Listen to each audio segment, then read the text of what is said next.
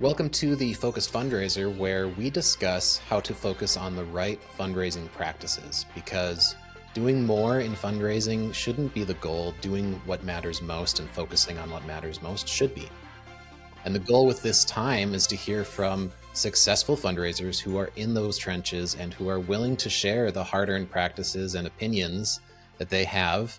And today I'm really excited. I am joined by Debbie Oxford, all the way from Nairobi, Kenya. So halfway around the world for myself. So it's always fun to feel that interconnected world peace with technology today. Debbie, thank you for joining. Well, thank you, Rob, for having me. I really am grateful for the chance to connect with other people and hear what's going on in the rest of the world, as well as share whatever experiences I can. Awesome. Well, Debbie, you are the founder of and president of Grow Our Faith Ministries in Kenya. Is that correct? Well, I'm the president of the U.S. version in Kenya. I have a president. That's not my job. Got it. One of my favorite sayings, not my job. Okay, so tell me a bit about your background then. How did you come to be a part of Grow Our Faith, and what has led you to stay? And give me the tipping points for you. And are you also Well, like let me try and condense that story because it is quite a story. okay? Um, I was I knew when I was 10 years old, uh, God told me I was going to be a foreign missionary. Mm, And Africa was the only foreign country I knew, so I immediately understood that meant Africa. Of course, I thought Africa was a country. I didn't know it was a continent, not a country. And there's I don't know, 70 some odd countries inside of Africa.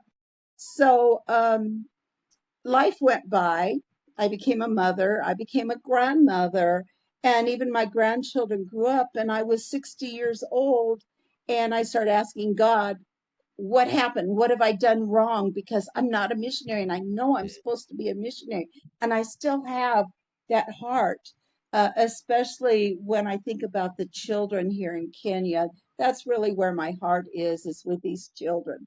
And so my husband and I knew he was passing away. We knew it. We knew he was terminal for about 10 years before he died. And we made a decision. We started a nonprofit in 2019, and we made a plan that after he passed away, I would sell everything we owned and I would move to Kenya. And so in March of 23, I landed in Kenya, having sold everything I owned in America. And so I'm still here 2 years later. I'm still loving it. And my missionary journey is just absolutely amazing. wow, that is so powerful to hear that, and it's, I think, a good testament to the stages of life, that there's not you don't pick something and you do it for the rest of your life. You can change that no matter what age you are. So it's really inspiring to hear that you chose to go into ministry in a later stage of life. What has that been like? Has it been exhausting? Has it been exciting? Very exciting, very amazing because what has happened, I grew up in America and I grew up in Washington State. Then I moved to Illinois where I raised my children and grandchildren. And when I moved to Kenya, my health began to improve. Mm, I was pretty sickly. And now I feel better than I did when I was 40 years old. I shouldn't tell you how long ago that was, but it's been more than 1 or 2 years ago. But I feel better. I'm healthier. If you ask my doctors, I do blood work every year. And if you ask my doctors, I physically am healthier than I was at 40. And so it's really awesome. I feel like I found a new life mm. in America. I was ready to go into a retirement home with my husband. And I'm so glad we didn't choose to go that route. Yeah. Why do you think your health increased? I would assume it's purpose. It is. It's really wonderful when you're walking the path that you know God has set aside for you. And there's a lot of blessings in that. I had rescued 7 children in 2024. Mm. And here I was walking around the guardian of a 3-week-old baby. And I was telling people that I would run into, this is my baby. And they'd say, no, it's not. I'd say, yes, it is. I'm 67 years old at the time, and this is my child. It was really, really cool.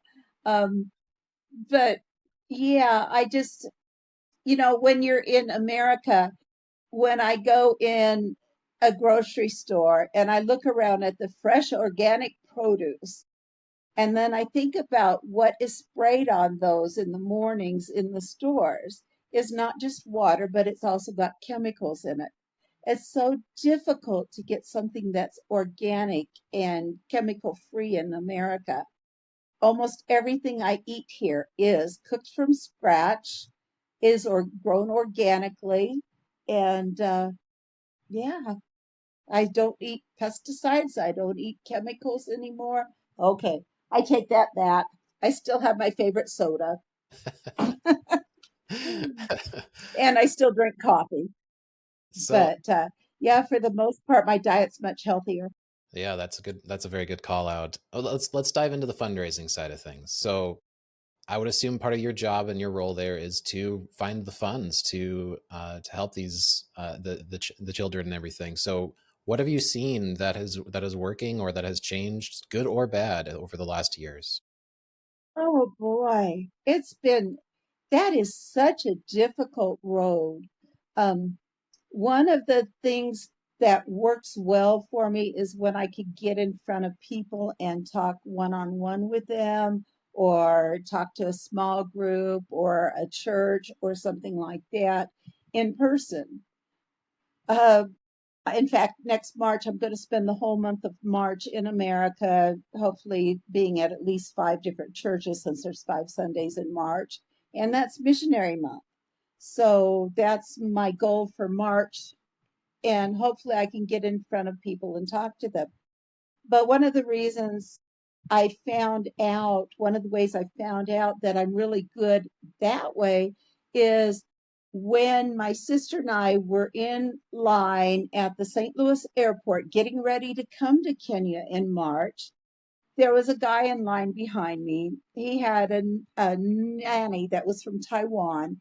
And so she didn't speak English, and he had to leave, and he needed her to get on the plane. It just so happened that her and I were going to be on the same plane. So I volunteered to take care of her and make sure she got where she was going. Well, I turned around and I said, hey, do you want to know why I'm going to Kenya? Because I'm always excited to talk about Kenya and Uganda too. I love it here. And so, he said, sure. And so I spent a few minutes telling him what I was going to be doing here. And within a few months, that guy had sent me $9,000. And since then, in 2024, we received 23 tons of rice from him. It was hard to get that into Uganda. They charged us a lot in customs, but what a generous donor I have. His company is Food Force Enterprises in St. Louis, Missouri, and I just want to give him a shout out because he has been wonderful. Um, it he's been my main support, besides my own income. And I'm on a fixed income from Social Security. Thank goodness moving to Kenya means I can live on a whole lot less than I can in America. And I can use the rest of my income to support Grow Our Faith, to feed street boys, and doing some of my other favorite missions here. Really, I've been doing social media, trying to get social media to grow so that it can become a source of donors for me. So far, nothing has really worked that way.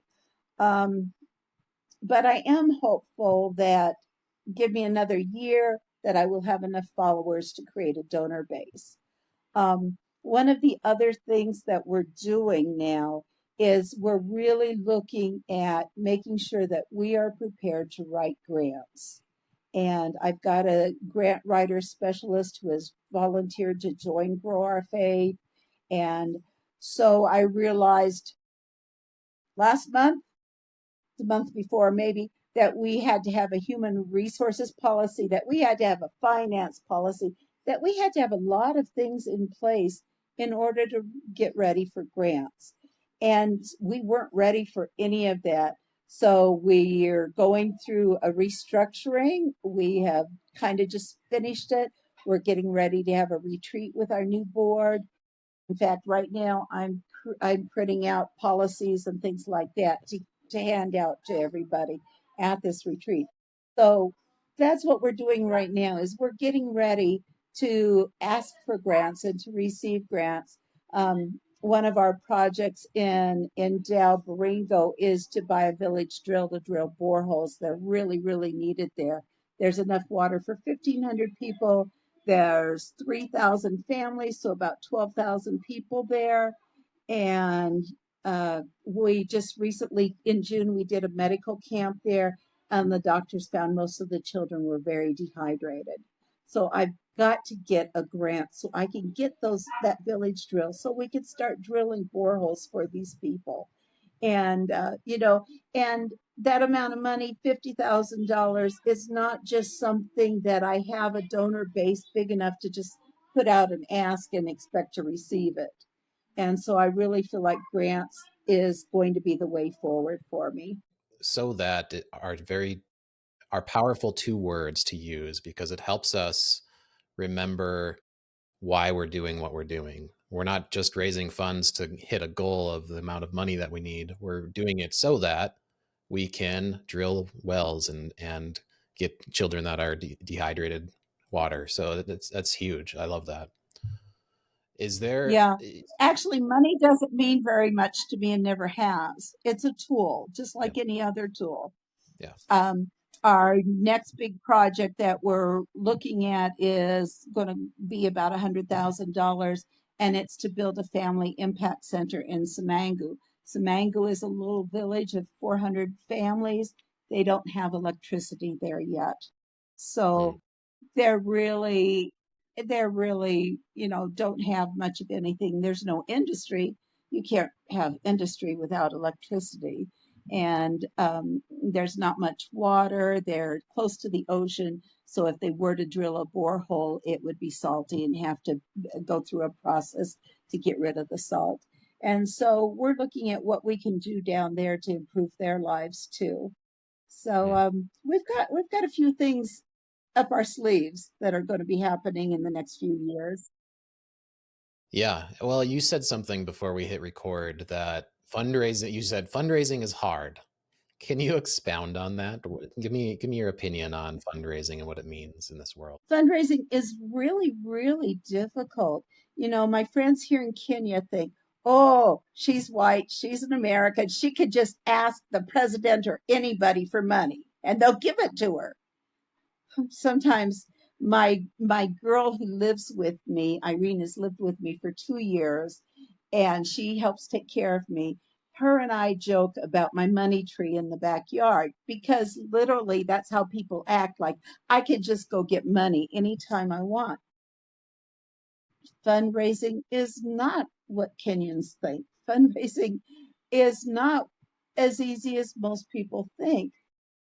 I think less than 1% of people that see my requests actually answer the call to donate.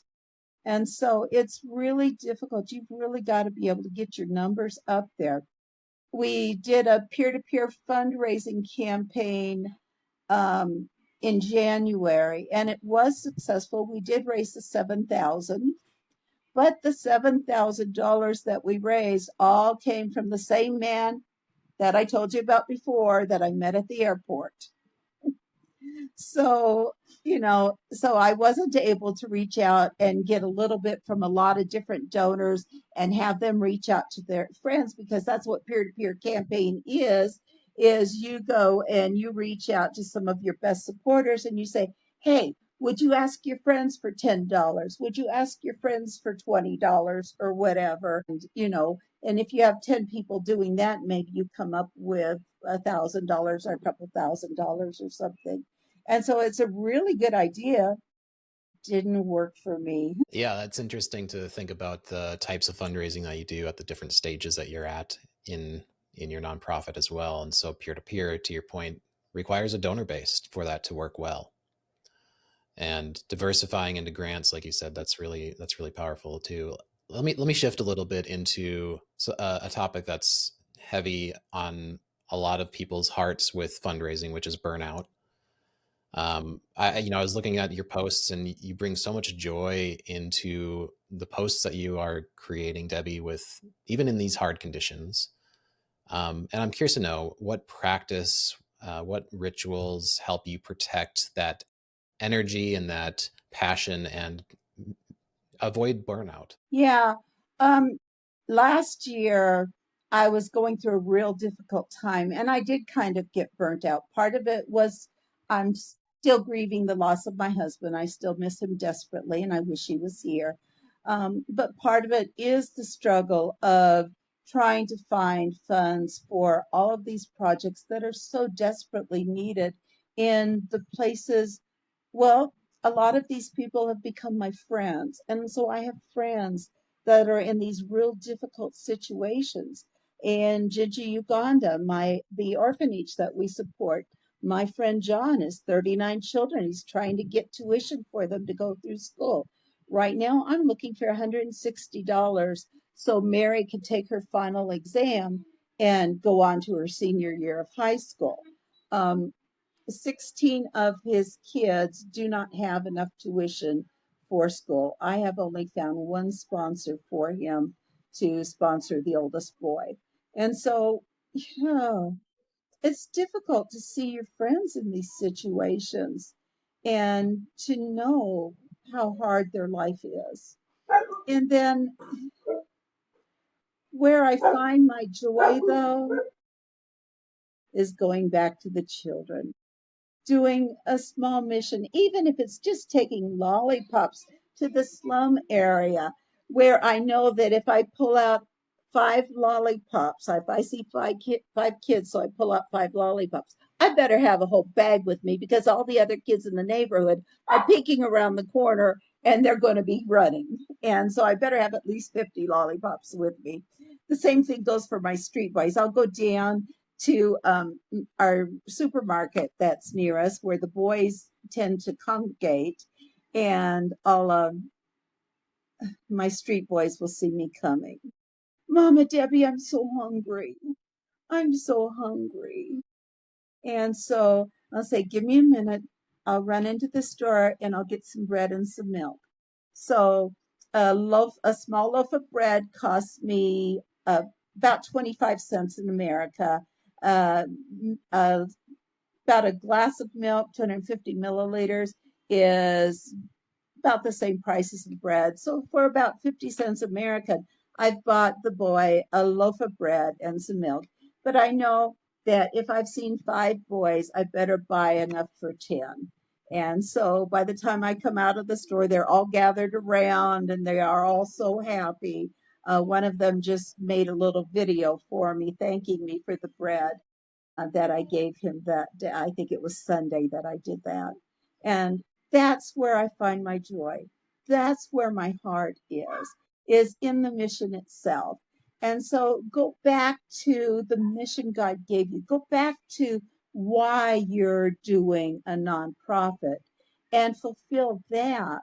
And that can bring back the joy into what you're doing.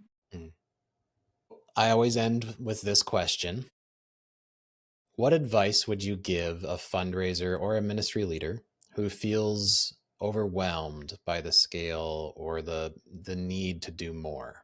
What advice would you give them? Um, I don't think anybody's really trying to do any bigger projects than what I'm going to do because God has told me I'm bringing the River Endow back to life.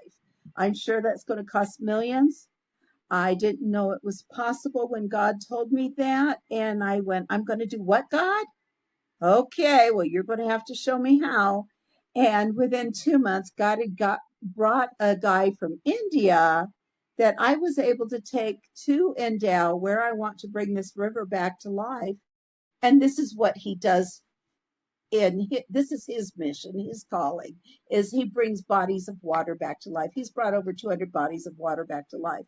And I know that if God can bring me the guy that has the knowledge, he's certainly going to bring me the money when it's time to do this project. So when I'm overwhelmed, I have to realize that this isn't my thing. This is really God's thing. And if it's God's will, it's God's bill. So I'm not responsible for the funding. God is. That's so good. Well, Debbie, this conversation for me has reminded me of the fact that generosity, when we want to give generously, it starts with the willingness to act from where we are at, not what we want it to be. So it's very inspiring. Thank you for doing what you are doing for your community there in Kenya. Thank you so much, Rob. Thank you for having me on, and thank you for teaching us how to do better at our fundraising, which is probably the most difficult part of this job. Well, thank you, Debbie. And for those listening, I hope that this conversation also inspired you. And if you want to know more about DonorDoc, you can always visit us at donordoc.com. We will see you next week.